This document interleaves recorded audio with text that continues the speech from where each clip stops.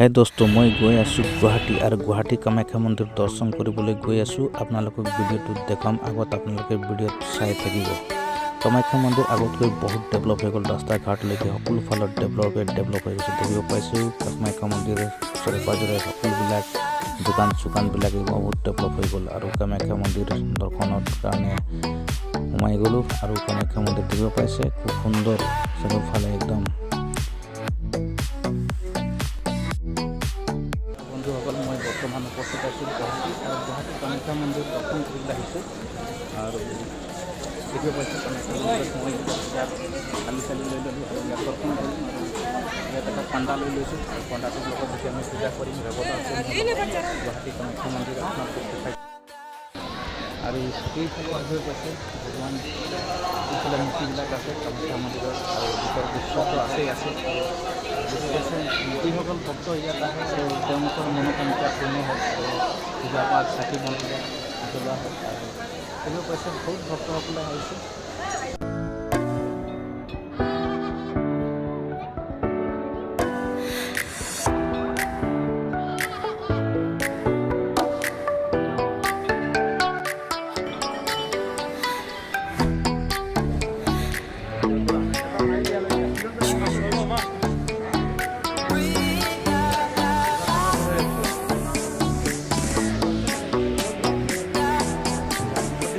আমি কামাখ্যা মন্দিৰ আহিলোঁ দেৱতাৰ লগত আৰু খুব ভাল লাগিছিল, হয় নেকি? আমি কামাখ্যা মন্দিৰ দৰ্শন কৰিলোঁ আৰু মানুহ হৈছে গুৱাহাটী দেখিব পাইছে মানুহ যথেষ্ট হৈছে এইফালে আৰু আমি সৌভাগ্য বুলি ক'ব পাৰি যেনেকুৱা পৰিস্থিতিত আমি আহিলোঁ, হয় নাই? বহুত ইয়াত আহিলোঁ, মায়ে সহায় কৰিলে, সেইকাৰণে আজি দৰ্শন কৰিব পাৰিলোঁ। দেখিব পাইছে ভক্তসকলে ইয়াত সমাগম হৈছে আৰু বহুত দিনৰ পাছত আমি কামাখ্যা মন্দিৰ আহিছিলোঁ আৰু তেনেকুৱা আগতকৈ বহুত ডেভেলপ হ'ল আৰু মানুহবিলাক ইয়াত প্ৰায় ভক্তসকলে ইয়াত দৰ্শন কৰিছে আৰু মই কিছু দৃশ্য আপোনালোকক দেখাবৰ কাৰণে চেষ্টা কৰি আছোঁ। আপোনালোকে দেখিব পাইছে এইটো কামাখ্যা মন্দিৰ গুৱাহাটী আৰু বহুত দৰ্শন কৰিবলৈ আহে ইয়াত ভক্তসকলে আৰু আপোনালোকো আহিব পাৰে। কামাখ্যা মন্দিৰত প্ৰতি বছৰে প্ৰতিদিনে পূজা হয়। বেছিভাগে কামাখ্যা মন্দিৰত আপোনাৰ হাটৰ সময়ত বা অম্বুবাচী মেলাৰ সময়ত বেছিভাগ ভক্তসকলে ইয়াত বেছি পূজা পাঠ কৰিবলৈ আহে আৰু বলি বিধানত নীতি নিয়মে পূজা পাঠ কৰা হয় আৰু ছাগলী প্ৰায় ইয়াত বলি দিয়া হয় আৰু দেখিব পাইছে বহুতে ভক্তসকলে ইয়াত অম্বুবাচী মেলাত উপস্থিত হয় আৰু বহুত ইয়াত ভাৰতবৰ্ষৰ বিভিন্ন প্ৰান্তৰ ভক্তসকলে ইয়াত আহে আৰু বিভিন্ন ধৰণৰ ইয়াত মানে আপোনাৰ মেলা হয় আৰু অম্বুবাচী মেলাত বিশেষকৈ ইয়াত ভক্তসকলে বেছি সমাগম মা সতী ইয়াত বিৰাজমান আছে আৰু সকলো ভক্ত মা কামাখ্যা মন্দিৰত দৰ্শন কৰিলে তেওঁলোকৰ মনোবাঞ্ছা পূৰ্ণ হয়, এইটো এটা সকলোৰে বিশ্বাস আছে।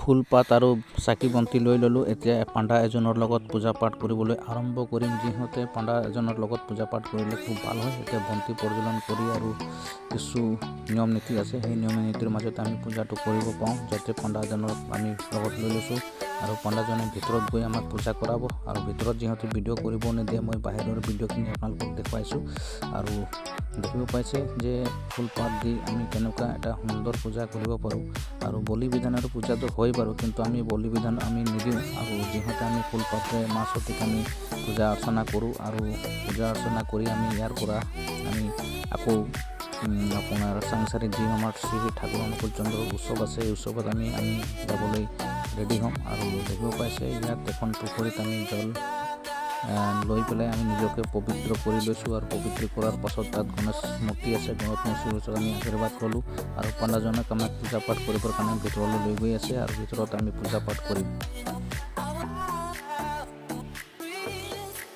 অম্বুবাচীৰ সময়ত আহিলে ইয়াত বহুত দীঘলীয়া লাইন পাতিব লাগে আৰু সময় বহুত লাগি যায়। সেইকাৰণে অম্বুবাচীৰ সময়ত যদি সময় থাকিলে আপোনালোকে আহিব, নহ'লে এনে সময়ত আহি ইয়াত আপোনালোকে পূজা পাঠ কৰিব পাৰিব আৰু ধুনীয়াকৈ পূজা পাৰিব, ইমান ভিৰ নাথাকে আৰু আমাৰ অলৰেডি পূজা হৈ গ'ল, পণ্ডাজনে আমাৰ পূজা কৰি দিলে আৰু এতিয়া ইয়াৰ পৰা আমি ওলাব লাগিব।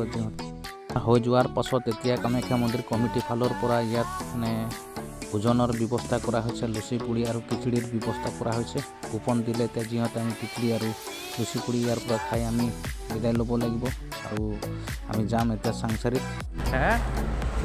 এতিয়া মন্দিৰৰ পৰা নামোতে আমি ভেন বা বাছৰ সহায় ল'ব লাগিব আৰু বাছত উঠিলে আমাৰ বহুত সময় লাগি যায়, সেইকাৰণে আমি ভেনৰ সহায়ত তললৈ নামি আহিব লাগিব।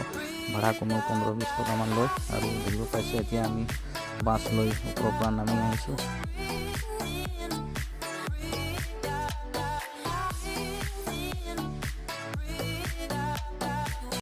এইখন বহুত ডেভেলপ হৈ গ'ল, আগতকৈ ইমান মানে ৰাস্তা ঘাটবিলাক বহুত উন্নত হ'ল আৰু দেখিছোঁ সকলো ফালৰ পৰা ফ্লাই ব্ৰিজ হৈ আছে আৰু আগৰ যিবিলাক চিটি বাছবিলাক আছে প্ৰায় চিটি বাছবিলাক এতিয়া নতুন হৈ গৈ আছে, ৰাস্তা ঘাটবিলাক চব উন্নতি হৈ গৈছে আৰু দেখিব এতিয়াও গুৱাহাটীখন বহুত কাম হৈ আছে দেখিব পোৱা গৈছে। আৰু আমি যিদিনাখন গৈছোঁ গুৱাহাটীত সেইদিনাখন প্ৰধানমন্ত্ৰী মোদীৰ মিটিংখন আছিলে আৰু